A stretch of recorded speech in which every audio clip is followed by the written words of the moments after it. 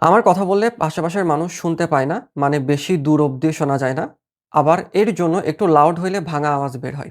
এগুলোতে ইনসিকিউরিটি কাজ করে। দেখো, I have met a lot of people যাদের গলার আওয়াজ অনেক বেশি বড়। "হে, হে কেমন আছো তুমি? আরে কি অবস্থা?" আবার কিছু মানুষের ভয়েস একদমই ছোট। "হ্যাঁ, আচ্ছা ঠিক আছে। তুমি যা বলছো না অনেক ভালো লাগছে।"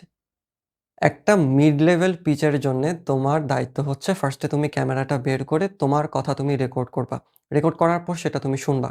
শুনে তুমি বুঝবা কি প্রবলেম আছে। তোমার এটাতে পিচ বেশি হচ্ছে না কম হচ্ছে, তুমি বেশি বলতেছো নাকি কম বলতেছো। ১ম বার রেকর্ড করার পরে যে তোমার ঠিক হয়ে যাবে বিষয়টা এমন না। সেকেন্ড রেকর্ডিং এ যেই প্রবলেমগুলো ফার্স্ট রেকর্ডিং এ পাইছো সেটা আবার সলভ করে রেকর্ড করবা। এভাবে তুমি রেকর্ড করতে থাকবা যতক্ষণ পর্যন্ত তোমার ভালো না হয়। তোমার ডেইলি করা লাগবে না ভাই। তুমি একদিন পরে বড় করো। তোমাকে কে আটকাচ্ছে? বাট করো এট লিস্ট। তুমি যদি মনে করো যে তোমাকে আমি সাজেশন দিচ্ছি, মুখের কথাতে তুমি মোটিভেটেড হয়ে তোমার গলার আওয়াজ ঠিক হয়ে যাবে। ভাই that's not how things work. করে এরপর আমাকে দেখাও। এরপর আমি একটা সাজেশন দিচ্ছি।